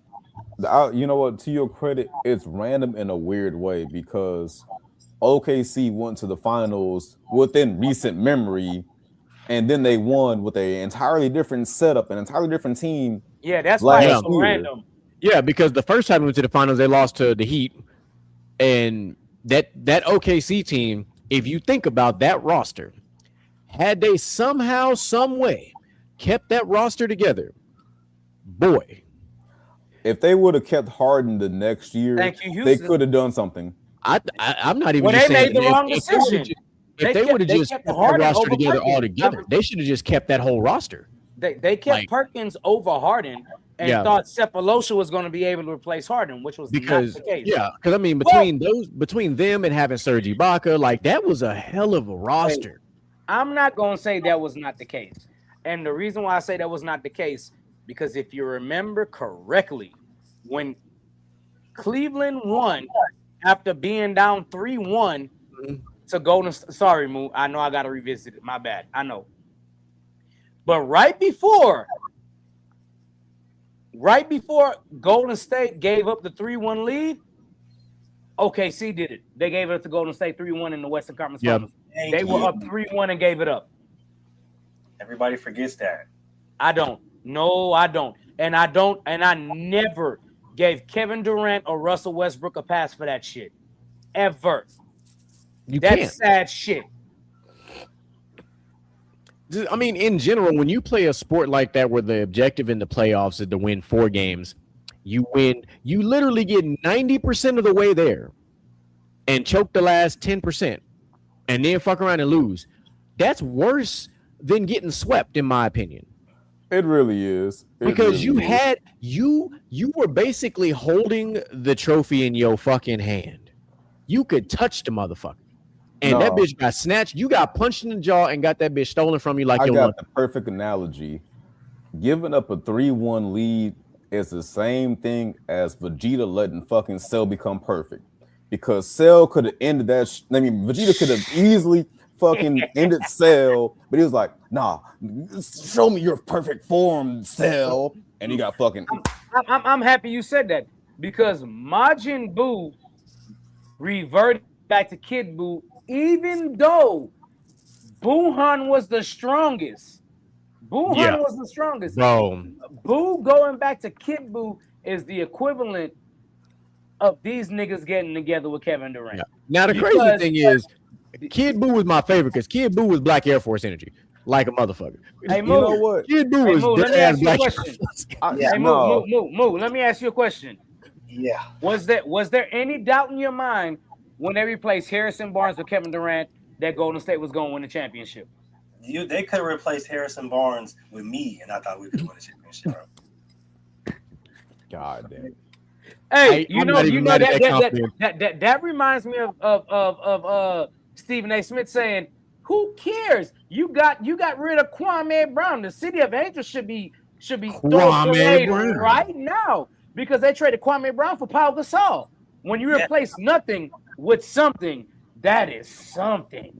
Yeah, because fuck Harrison Barnes forever.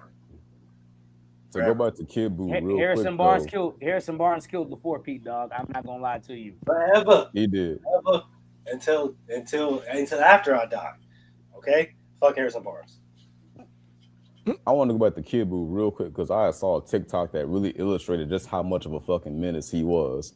Because if you look at the entire story of Dragon Ball Z, Vegeta got his ass whooped, decided to blow up the planet as a last resort. Frieza got his ass whooped, decided to blow up the planet as a last resort. Cell got mashed on, decided to blow up the planet as a last resort. Kid Buu, his first resort is blow up the fucking planet. The first thing that nigga does in 2 minutes, he's like, we're all, yeah, the nigga is born for 2 minutes, is like, you know what? All you must die. All of you. And I'm gonna go to heaven and keep fucking with you niggas. Like, it's basically like if Stewie Griffin got powers, that's what would happen. This nigga Kid Buu. Hey, Kid bro, Buu was Kid Buu like, is I always gonna blew be up one of the my world favorite and I want to characters, catch bro. Like- another one. I'm like- jumping to the other world. Like, Kid Buu is diabolical, bro. Like, he is like all of us can imagine. Like, if our toddlers get to a Kid Buu phase, we gotta put the gloves on. Kid Buu really woke up and chose violence. That He is woke the up- epitome of like this he woke man up saw tied- red he and tied wanted everything double- to die. This man tied double knots in his Black Air Forces and said, "I'm here." Kid Buu is so diabolical. He wasn't even the strongest Buu and gave Goku and Vegeta the most hell. You know bro. what? He didn't have to That be the tells strongest you because he might have enough. been, but he was the biggest threat. He was the most dangerous. Because he he was was dangerous. because he threw caution to the wind, and that's what made him more dangerous than Buhan.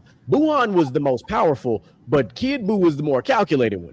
He was like, you know what? I ain't got to be the strongest. I'm the most resourceful, and I'm gonna do whatever the fuck I got to do to win. I'm not even gonna say he was he was the most resourceful. Like, and the reason why I'm not gonna say that, Buhan was smart as shit. He had Piccolo, Kami, Piccolo. Nail, Gotenks, like he had everybody.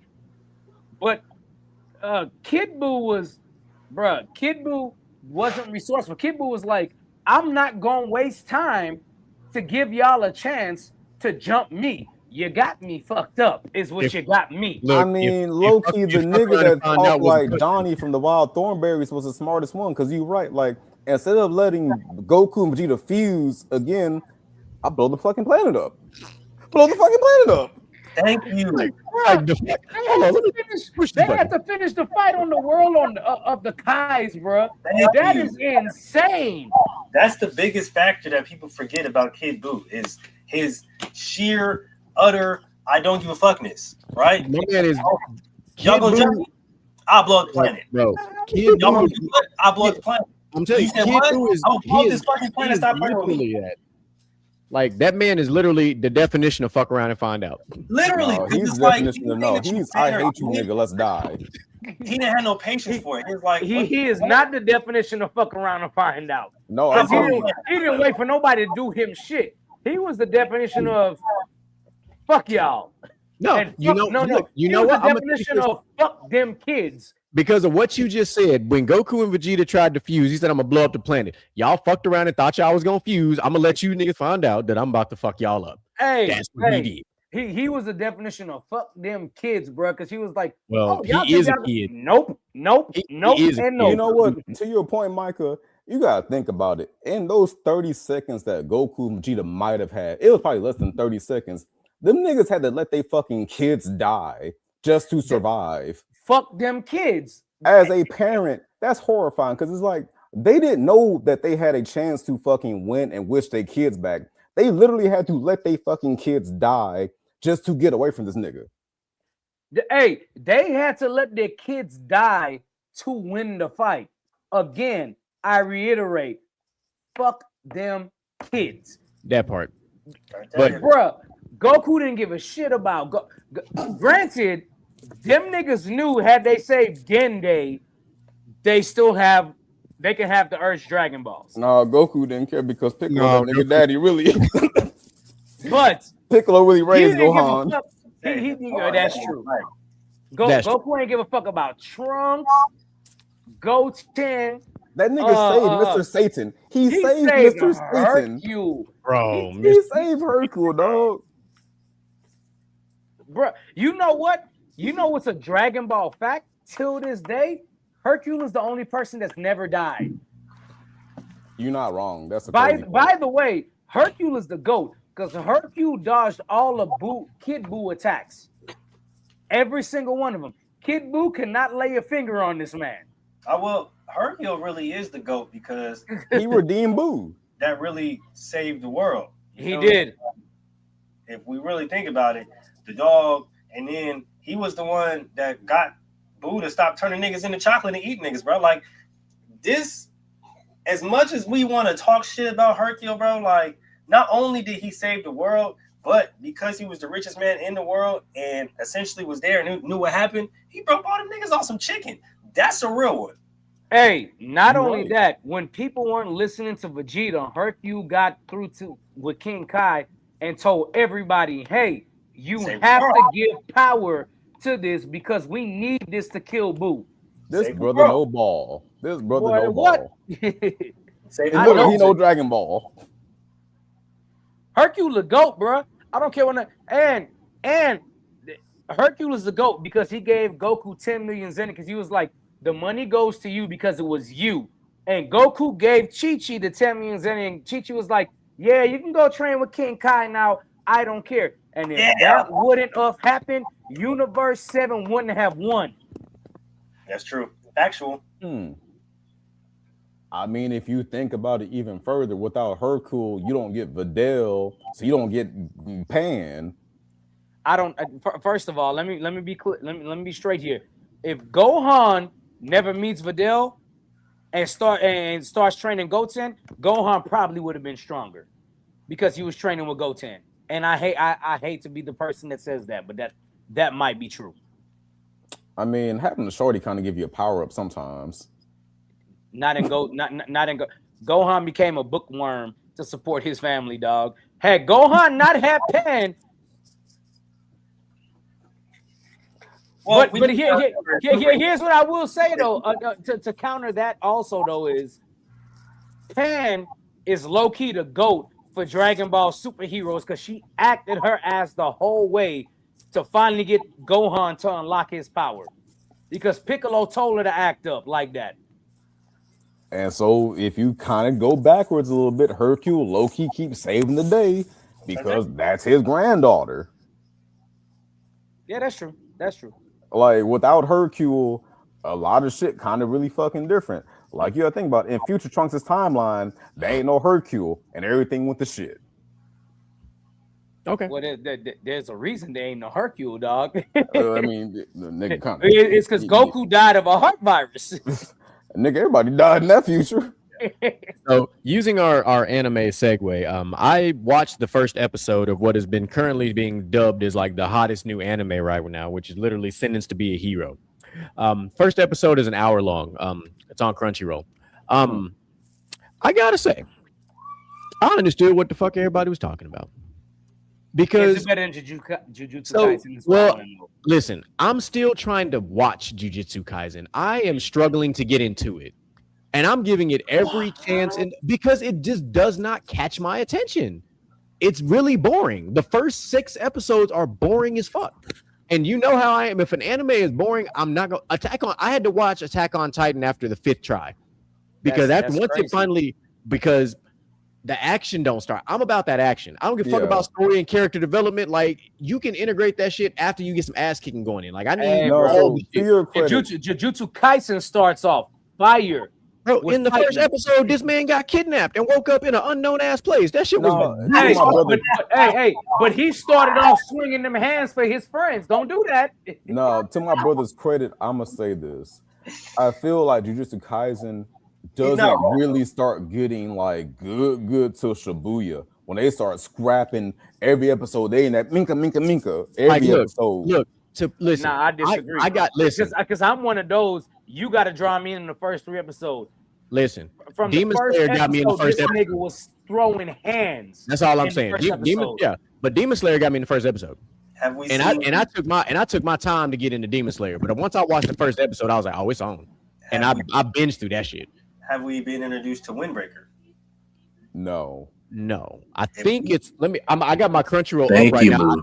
Thank you. Windbreaker go hard. I dog. actually think that might be If on we my want watch list. hands, if we want violence, if we want phase straight out the gate, If you want straight hand-to-hand fight, Windbreakers is that show. Hey, look, There's this one it anime actually that is on my got watch like. list. I was like, that name sounded familiar. It is on my watch list. I'm looking at There's it. Yeah, Right this now. I one, told y'all anime one I keep time, I seeing believe. where like one of the main characters is like literally like a light-skinned YN with like dreads, and he's crazy as shit, but he's like a fan favorite. And like I just kind of love like how black people are like slowly popping up in anime more. 'Cause, like on Fire Force, one of the best fighters is a black dude. oh yeah, Ogun. Yeah, like literally, like they put respect on our name on that one because Ogun is fucking dope. Yeah, Yeah, I'm like I have a high expectation when it comes to like just anime in general. Because if like I said, if you don't catch my attention quick, like I'm really not, and that's why I can't get into One Piece. Cannot, and that is some of my friends. That is their all-time anime, and I'm like, bro, how? I feel I'm This gonna shit's say boring as something hell to me. Like, controversial. but like we grew no. up, brother, with like Inuyasha, right? Inuyasha was that is still my shit. Like Inuyasha is that right there, brother. That right there is one of the best animes of last year, hands down. Good one. That motherfucker is bad. I just finished the last episode. Speaking of and I'm One Piece, my brother, I feel like niggas that watch One Piece, they're like low key like the Jehovah's Witnesses of like anime because they always trying to convert you. My Like, brother, man, can I tell you about One Piece? damn, you just watch Did- it. did y'all- Just give it 200 episodes, bro. Like 200 Did y'all- episodes. One Piece is garbage. I don't care. Did y'all see the One Piece people trolling, saying like, "Oh, we're about to start season 2 of Can One I tell Piece." y'all about? Can I tell y'all about? Trash. Can I tell y'all about a great story in One Piece? Like I've had more peer pressure to watch One Piece than I have had to fucking do crack. Facts. Oh my god! Facts. Damn, that's Like more that's niggas good. have asked me to watch One Piece than niggas have ever asked me to fucking do drugs. See, and that's what's happened with me with cats in Jujutsu Kaisen. It's like, brother, I'm trying, but like I'm the same person that watched a lot of like Baki and like all these others. Like I like that action. That's Like that's I, crazy. Like You know what? I think we're on two opposite sides of what the action we're looking for because I could not get into Baki at all. shit. That's crazy. But I love Jujutsu Kaisen. Like That's crazy work, I think beat the shit out of that man. bro. Baki a whole crash out. So Baki's dad beat the dog shit out of that man. That's like- negligence. Like the fact that Baki is only Crash Out Junior because his dad is the king of Crash Out, the and like ultimate mighty crash out. like and, Yeah, and, and yeah, Baki I like know. quiet, like he a quiet Crash Out. Like he's like, oh, we fighting? All right, bet, and he beat your ass. like, I couldn't. I was just like, this is okay. This is cool, but it's pretty boring. But I will tell you this though, Michael, because this weekend I got some more free time, so I am going to like sit down and force myself to get through the first 10 episodes of Jiu-Jitsu. I'm going to give it a full, unapologetic, unfiltered. You know what? You know what I think it is. I think not that I'm sitting here thinking about. I think we differ in the type of fight scenes we like. I think that's what it's probably Fair leading enough. to. I think we differ in the type of fight scenes we like.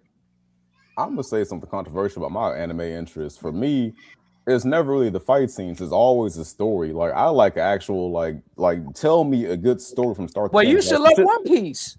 No. Hear me out though. Hear me out though. Tell him, Well, DJ. have you like- seen the new season of No. Record of I like Reckoner? my stories to have I'm watching that this weekend. actual, I already got it queued up and concise ready. It was a good character one. journey. Prime example, Vinland Saga. You Phenomenal. watch that nigga Thorfinn go from a fucking savage to fucking Gandhi, and it's beautiful. That's a And it makes phenomenal sense. anime, by the way. That was a good one. It That is an underrated anime. Yeah. Yeah. Like I'm for not, example, I'm not an anime head though, so that should just like me and my brother, are big fans like the Castlevania anime. That hoe was fire. Yeah, that was a good one. Like Yeah, that shit was fucking It like had that. no reason that- being that good. That's my kind of anime. It's a mixture of whoop your ass and a solid story all put together. Like if you gonna give me character development, there better be some bomb ass fights in the mix of all that. And the like- good thing is, it's also short. Yeah, it is. It's short and sweet. I feel like as a fucking full-time parent, like I need my shit to be like 12 episodes or less a season, honestly. Like I can't devote. Yeah. One Piece is Right, over 20 1,000 20 to 50. episodes. Yeah. I like the concept of One Piece. I like the story. Like, I like the mind you- characters. But fuck, it's Yeah. too long. Like mind you, Trash. I did get through all 4 seasons of Shield Hero, and I was a big fan of Shield Hero. Like Shield Hero was fucking gas. And it's one of those like it's a long character story, but it's got action from episode 1 because it's got controversy right off the bat within the first 10 minutes. And you're Okay. like, oh, fuck. We've hit the hour and 30 mark. We showed the So- fuck have. Before we leave, how was everybody New Year's? I Chill. feel. Oh, I chill like a motherfucker. I was in the house. I was a That- bum. I wanted to go see the Yeah. Stranger Things finale, then I came back to the house. I chilled. I didn't do shit, but for the first time in a long time, I feel like I actually walked into a new year, actually just excited for it to be a new year. Like I felt like Yeah. everything that I had going on in last year was literally wrapped up. Like I don't have like any unresolved plot lines. Like everything literally Right. got left last year. I can say I walked into 2026 with absolute clarity. My brother and I had a long, deep talk about that. Like I walked into 2026 with some absolute clarity, and it is materializing day by day with the things that we continue to talk about, the things that we see on social media. And I will say, I'm gonna put this out there for the world. You ain't gonna be able to figure it out, but we're gonna say it anyway. My brother and I have our first side quest of 2026 scheduled for January 17th. We're getting our next tattoo. We are getting our daughters tattooed on our chest, and that is happening. It's already been booked. Down payment is done. So the first side quest, because this is the year of the side quest. That is what we have dubbed it. This is the year of daddy daughter. That's literally my fucking tagline down there. Like- I didn't even, Yeah, like this is the daddy daughter side quest years for Outlaw and I. Like, we got a lot of shit cooking, and it's gonna be beautiful. Where you I'm gonna get already the thinking tattoos about trips for next year. Yeah, we have a trip that is spilling into 2027. Like that's Yeah. how far into the planning we've gotten. Where you gonna get your tattoos from? Get done. We got a couple of spots, but this one, I'll send you there. I'll send you his Instagram. Yeah, Yeah. I need one. I need some ink this year. I we feel got- like it's everybody on needs my- to it's like on my low vision key. board. I feel like everybody needs to get like low key, like that one tattoo artist that's like low key they go to. Because Yeah. like I've hopped around a lot, but like I feel like you get the best work from like the person that's been doing your work. Yeah. It makes it more cohesive. And I want to put this out there because Outlaw put this in my thought process. So this is for you, Mr. Gent, talking about needing tattoos. There are three Friday the 13th this year, and if you love tattoos, you know what that means. That's true. Just a saying. bunch of flash sales. A whole bunch of flash sales. Since we talk about I don't know what that means because I don't have a single tattoo. So basically, a yeah, flash you go sale on- on Friday the 13th means you go in there and pick from a small selection of tattoos, and then you get just and they're all like $31. Yeah. Oh, okay. Well, in the world full of moves, I'm one of the few of the opposite. Yeah. Since we talking about tattoos and side quests, in 2026, Moo is picking up a new hobby, tattooing and whatnot. So What? if you Oh shit! fellas give me a few, just give me like until like 2028, and I should be knocking out pieces and whatnot. You know what I mean? So Okay, so whatever you were showing was fading into the background. I was gonna ask you if You got a still whole heard about me. You got a set. You got a kit. You got a whole tattoo kit. Yeah. You know what, my brother? if Nigga, I you ever know how pull to up to draw? Sacramento and you actually got some work going on, I'll let you do something, bro. I'll let you do No, something. for real. So I'll let you do it. just give me a few, and I got y'all. You know what I mean? But yeah, no, we talking about side quests and stuff. But yeah, Moo's picking up tattooing in 2026. I got enough ink, so I might as well start giving some away. Yeah, Nah, well, look, I'm with that. 2028. That gives me time to plan a trip to Sacramento to get a tattoo with you. Yeah, and I like that everybody has their side quests going on because I'm, what I'm saying, I've dabbled into photography. You've actually gotten really good at it. I have a camera, I have a backpack, I have all the stuff, You're and welcome. I've got software that I'm messing with on my computer as well to kind of work on this terminology. I'm learning stuff. I'm getting educated while I'm getting educated because I'll be getting my bachelor's degree this year. So this is the year of accomplishments because I'll help us close out the show and I'll start with this. Last year, my brother put me on and said last year was the year of the snake, meaning that we were shedding last year. And this year, I believe, is the year of the horse, I believe is what we said, which You're is the the horse. year of prosperity and long journeys coming to fruition.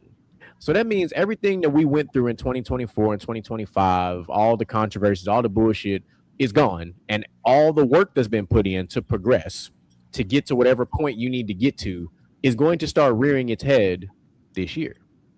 So everybody that's out here doing side quests, everybody that's out here that's been grinding, and not seeing the light at the end of the tunnel, this gonna be your year for you to see the light at the end of the tunnel and you to chase and get that gold ring. And I hope all of y'all get it because it's always gonna be enough room at the table for everybody to eat. Yes, sir. Fuck with that. I wish I ended 2025 going into 2026 on better terms, but everybody here knew what happened with me and my family, and my 2025 going into 2026 ended with tragedy. So I don't know. That kind of really fucked me up, and mentally I feel like I'm in an okay space, and I got to do this thing on Saturday. I have to be a pallbearer plus be the DJ for the repass, so I'll evaluate my 2026 probably Sunday or Monday and figure out what's to come next. What I can promise y'all though is 2026 for Easter, I will be DJing Mr. GQ's Easter event like we do every single year. I gotta say, my brother, I do love how Easter has become a thing that we all do together. Like I feel like seeing the sense of community being built over the years where we have these traditions, we always get together for some kind of odd reason. I love it. Like people need to hold their family and friends close because Yeah. it ain't easy to get a good set of friends and family. It's really not. Facts. No, and this particular year feels like it's going to be a little bit bigger because you got Outlaws actually he pulling up and he's gonna be on the grill and shit. So like we're actually doing more than we have in years past. Obviously DJ Mike will be gonna be out there getting his DJing on. I'm gonna have his camera, so I'm gonna be capturing more photos this year. So I am expecting Mr. Jen is just gonna be there. well. Hopefully he'll be conducting interviews, but my backyard is gonna look different because it already looks different because of how expensive my Christmas was. So yeah, maybe Moo might be able to fly out. You never know. There is now know. there is now a outdoor play area designed for children in my backyard. That's pretty exciting. 2026. So, and somehow, some way, we're gonna be able to fit a moonwalk and tables and tents and shit back there for Easter. It's all gonna happen. You'll figure it out. I already know. Yeah, for sure. I need to get my hands on one of them fancy tents that like y'all got. I think my mom got one. I mean, just let me know. I can always bring it. Let me know. Just thinking about the weather. Just thinking about the weather. Yeah. Because I can do all the cooking on the left hand side. Because everybody's coming in through the same fence, so I can move all my cooking stuff to the opposite side and kind of be out of sight, out of mind. And then if we enclose everything, then we can run the fans, keep everybody cool. Planning. It's January. We're gonna get it together. But anyway, Mr. Gent, would you like to hit us with some closing thoughts so we can close this mother trucker out?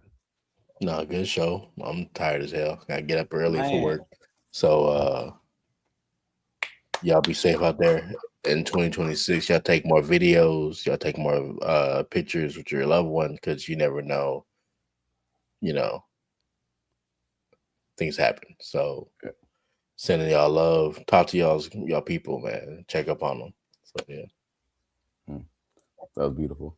So I'm gonna make this shorter than what I wanted. So I kind of wanted this to be a whole segment, but I'm gonna say something that I hope is like resonates with people. But and it's gonna be controversial to say this, but no, it's not a bad controversial. It's an insightful one. I hope. I feel like the most selfish thing that you can do as an individual is have a child because they're like no matter how you try to phrase why you had a child, it always circles back to something that you wanted, or maybe you just had an accident, wasn't thinking. So like when you for whatever reason create life, understand that that child did not ask to be here. So for you to create a child and not be able to take care of that child, that's really fucked up.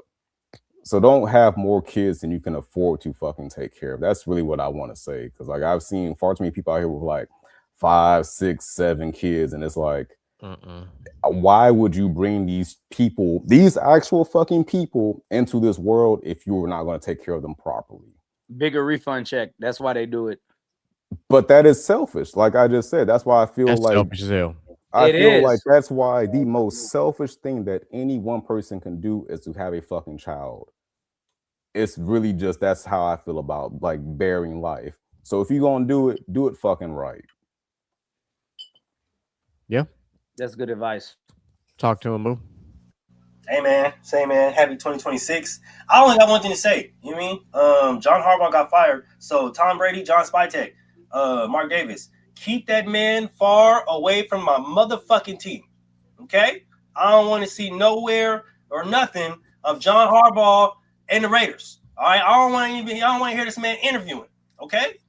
Keep that Hey, man far away from Vegas. All right. Cleveland. y'all probably finna have Kevin Stefanski. Hell, If he want to watch the scrippers or if he hitting the slots, he better not come to Vegas to go to the motherfucking Allegiant. Keep that man far away from my team. Hey, Moo. Let's talk about this more. you don't Hey, want you don't Moo. want two Keep Harbaughs in the that same division. man's name out your motherfucking mouth. I refuse. I'm trying to tell y'all. I'm trying to. That would be the ultimate move crash out. If I hear John Harbaugh is hired by the Las Vegas, I'm telling you, you won't hear from me for a few months. I'm trying to tell He's you. going Right to now. Cleveland. He's going to Cleveland. Don't worry. So we hope that doesn't happen. So and I'll close us out by simply saying, because of what my tagline says, if you're offended, you are the problem. What it simply means is it's not a simple meaning, it's a multi-layer meaning, but the real talk I had lined up didn't come to fruition like it needed to, but it's okay. It gives me time to add more ammunition for the next go round. But I'm going to summarize it by saying this, because I've already started this year off and I'm halfway through my first audio book. So allow me to bless you with some words of wisdom of some things that I have already picked up but just got solidified. If you are protecting your peace and the people around you are offended by you protecting your peace and find a way to villainize it, they are the problem. You are not the problem. You are not crazy. You are not wrong, because protecting your peace means setting boundaries. And if these individuals don't like your boundaries, that's because at one point in time, you were too accessible to everybody. When you start to take a step back and put those boundaries up and make yourself least and less accessible, people tend to get offended because you're not so easily accessible anymore, which And means that now there's something wrong. but that's why you gotta be okay being the villain in somebody's And story sometimes. understand that it is okay to go on, and it's really not a villainous thing. It comes off that way, but what it really is sanity. It's clarity. That's Well, what it's it all a is. matter of perspective. Like to them, you might be the bad guy, but to you, like you doing the right thing for yourself. Listen, if I'm gonna be the bad guy in somebody else's story to be the good guy in my own life, then so the fuck be it. Hello. Mm, mm. Boy, There's a that's a bar for you. quote. That is a quote. That's Make the sure mic you write drop. that down. Didn't I tell y'all this generation ain't got wordsmiths no more?